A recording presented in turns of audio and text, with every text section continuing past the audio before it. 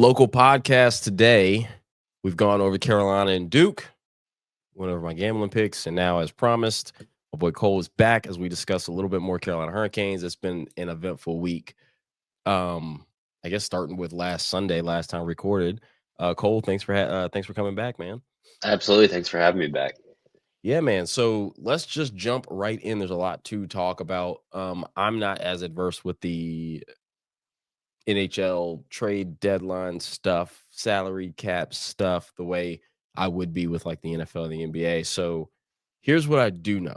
There was a trade with the Dallas Stars, and somebody was like, I'm not gonna resign or something, and then they signed an 8-year thing or something. What happened? Yeah. Ultimately, if you would ask me yesterday, I probably would have been a lot more frustrated when it happened. Just because today, the two guys we acquired as part of that trade played really well, scoring 2 goals and 1 goal in their first time playing as a Carolina Hurricane. So very happy about that. But, specifically about Rantanen, it's frustrating because from my understanding is we offered him a larger sum of money and had decided last week that he wasn't going to sign with us. So kind of put us in a bind to make any kind of other big splash at the deadline. And ultimately, I guess it just didn't feel like home for him. But neither here nor there. I'm not too upset about it anymore at this point because his performance as a Hurricane wasn't quite what I think we all expected it to be. So I do wish him the best in Dallas. I know he had a pretty tough game against Edmonton, but overall, I'm happy at our deadline. I think it sets us up in a much better spot for next year as our cap space, I believe, is 34, 37 million going into the summer. So a lot of room to bring in some potential. But, with all that being said, I probably would have been out on this team this year, losing Rantanen. But after watching tonight's performance, I think we still have a good chance. It's maybe not quite that same star power, but I think a lot of great players like we had talked about last week that fill those gaps. So much stronger top to bottom than a lot of other teams. So, all right. So, just for the sake of making sure that we cover all of our bases, so Miko Rantanen was a trade acquisition. The Hmm. plan was to trade for him. He's supposed to really raise that Kane ceiling. Um, would you say he was supposed to have come in as then all of a sudden the best player, or or is he just another kind of high end guy? No, absolutely. He would have came in and been our star player. He Got is it. one of those guys that, as much as it hurts me to say, he would have been better than Aho. He is better than Aho. But yeah, he would have been our star player, probably number one in jersey sales. And the expectation was that he would be the guy that gets us over the hump and gets us to the cup. But Mm. It sounds like the last 2 years because it wasn't is it Jake Gunsel or Luke Gunsel? Jake, What's his yep. first? Jake. So didn't the Canes make this exact same type of move last year? Maybe that was at the deadline. Hmm. Um, to get a guy to say, okay, we're gonna add, and one of the things that is tough, these GMs and owners or whoever makes these decisions, you always have to lose something to get something. So Hmm. you trade whoever you had to trade or do what you have to do to get Gunsel. He's gone. And then you did whatever you had to do to get Rantanen, and then he's gone. And you wonder if where they were, let's just call it a year and a half ago, before last year's trade deadline, and where they are, where they sit at this very moment, would you say that they are better? Or would you say that they've kind of made a lot of moves, some zero? Or would you say that maybe they're not as well off because they lost some pieces they didn't have to lose if this was going to be the end result? Yeah. I would say we're about the same. And I mean that talent wise. Talent wise, we were bringing in some big names. Ultimately, they didn't end up staying with us. But at the same time, they weren't that big of an impact whenever we did have them here. So to me, it goes back to I feel like we've set ourselves up extremely well for next year, just having the amount of cap space. We also didn't trade away any first round picks in the last two trade deadlines, and we received two first round picks just for Rantanen alone. So definitely got a haul back for him. And I do think my positive outlook on this is, setting up for the future, and I still think we have a good chance. Okay. Well, that's fair, right? So you didn't give up the farm to get either of these players. Mm-mm. Um, So I guess that's so even though if we're the same talent wise, then we'd probably say it's a little even more in the green because you've got extra first round picks or whatever. Yeah, and Um, to me, I think about when we did trade for Ranton, and the thing was, is we traded away two players that I thought were phenomenal, being Marty Nietzsche's first, just because he is a big name and one of the fastest skaters in the NHL and a very talented player, but also trading away Jack Drury, who's young, just a very smart player.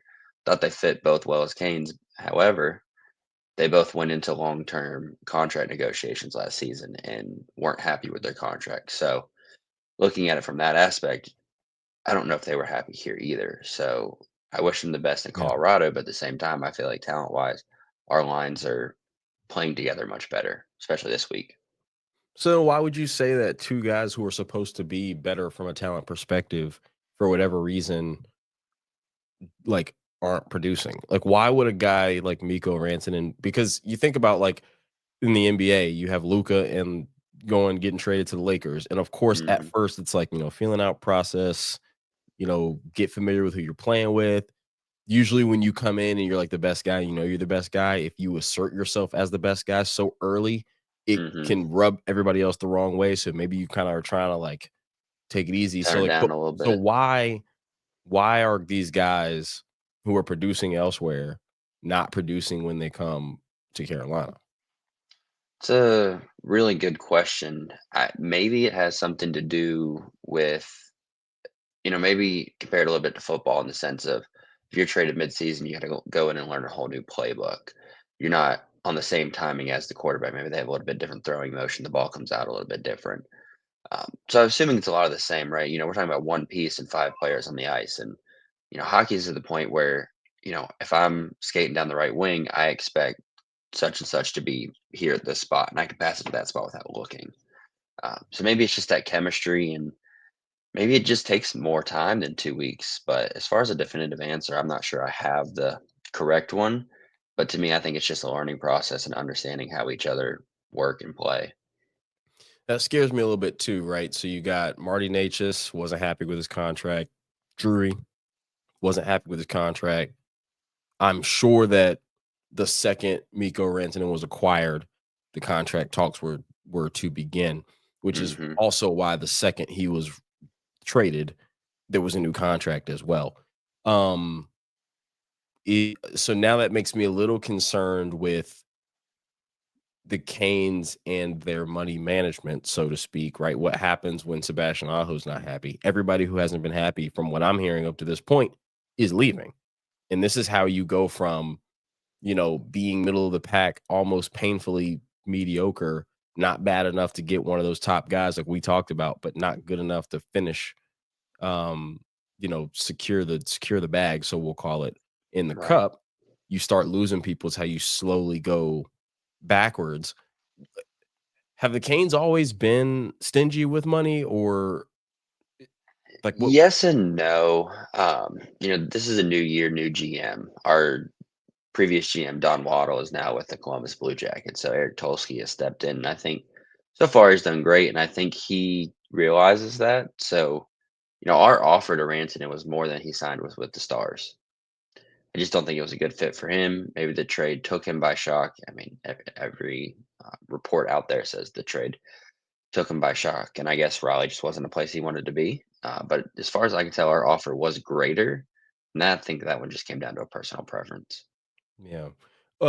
Took him by shock. You're talking about took Miko Rantanen by shock? Hmm. So I assume that he thought he was just gonna finish out the year and be a free agent. Got Either it. that or re-sign with Denver. I mean, he's played his whole career there.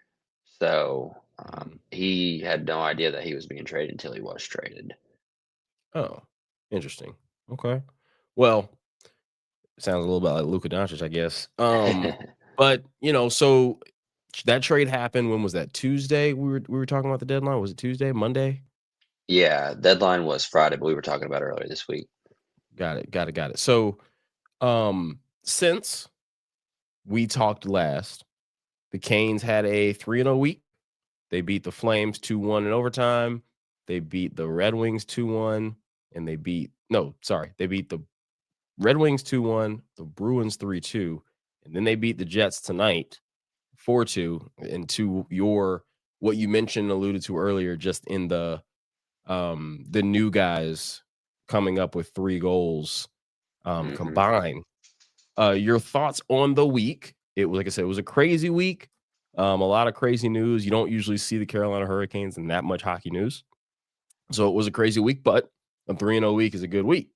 And you're looking at them from a points perspective, and a 3-0 week, what's that earn you? 6 points, 8 6 points? points. Yep. 6 points. And so now you cut. I mean, Washington is still way, way ahead, but you've given yourself a little bit of distance from New Jersey, and you're right behind Florida. So your thoughts on the week, the Canes week? Yeah, ultimately, I thought we had just a solid week, playing solid hockey, playing quick. The same mistakes we've been making with the turnovers at the blue line, giving up breakaways left and right. I think we kind of got rid of some of those, especially against Detroit and Boston. Now, the Boston game was a little bit interesting. I think we made that one harder than it had to be. And ultimately, I'm not sure if you caught the end of the game, but it was quite the finish with a snap stick on a pass, and Jarvis steals it and scores it. So that was cool to see. However, tonight's game against the Jets is the one that really stands out the most to me. Playing against the best record in the NHL and going in there and having a dominant performance. We didn't give up a goal until basically the end of the third period.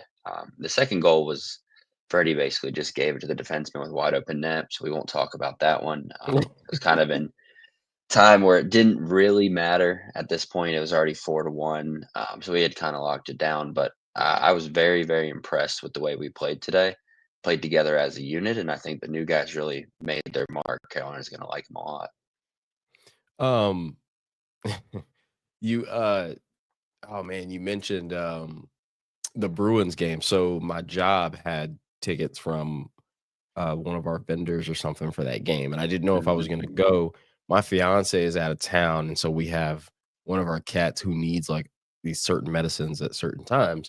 And I was like, "Oh man, the game's at 7, but like our cat literally needs medicine at 7, so Right. I can't not be home. I need to give her this medicine." So I ended up telling my job I couldn't go. Of course, it ends up being like this electric, amazing, you know, Game winner, 18 seconds yeah, left. Yeah. yeah, I'm sure that place was rocking. So, shout Hmm. out to them. I mean, next week, so I don't know. I've never understood how the playoff seating works because, like, I'll look at the Canes and it'll like usually I always see them in number 1 in the Metropolitan, but like Florida, like I don't really understand the seating, but it looks like when I look at the points, it goes Hmm. Washington, Florida, Carolina.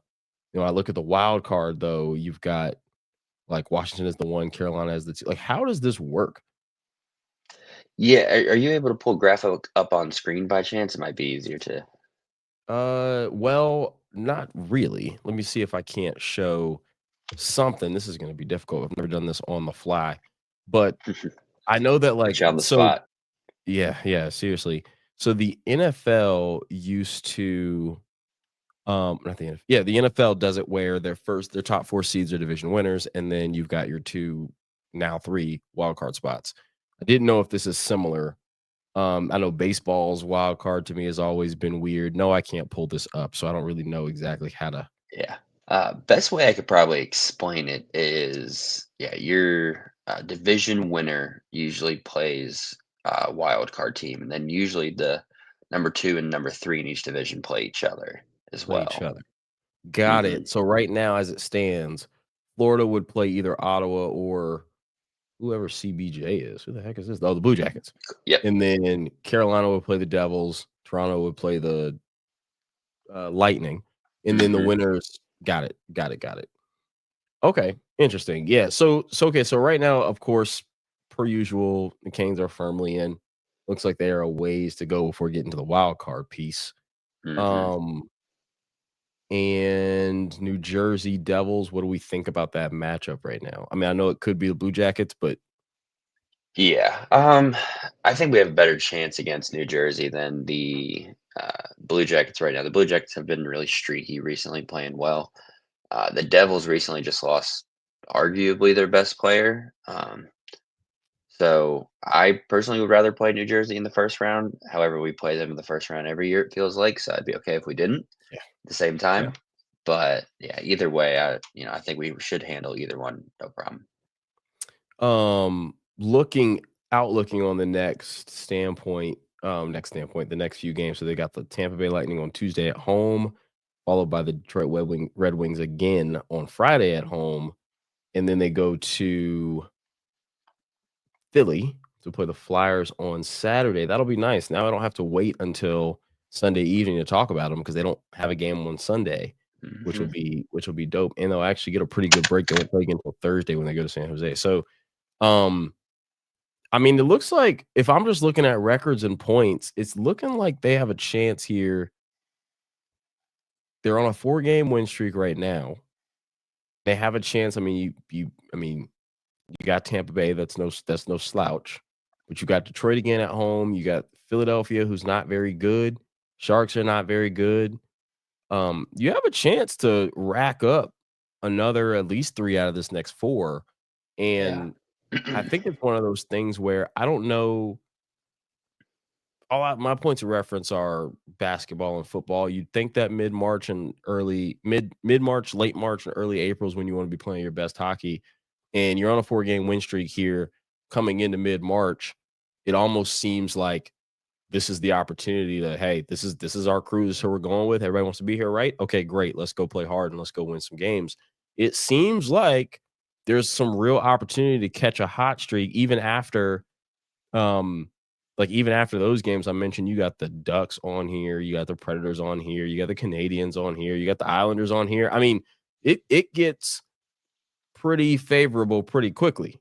Yeah, yeah, I would say our toughest game for the remainder of the season is really just our next game, getting through Tampa, and then playing some teams probably closer to the bottom of the barrel. It's hockey, so anything can happen, right? But definitely a lot of favorable games and games that we should win. You know, outside of the Lightning and the Kings, no other team has a winning record. Mhm. In March. Now in April, you do get the Caps.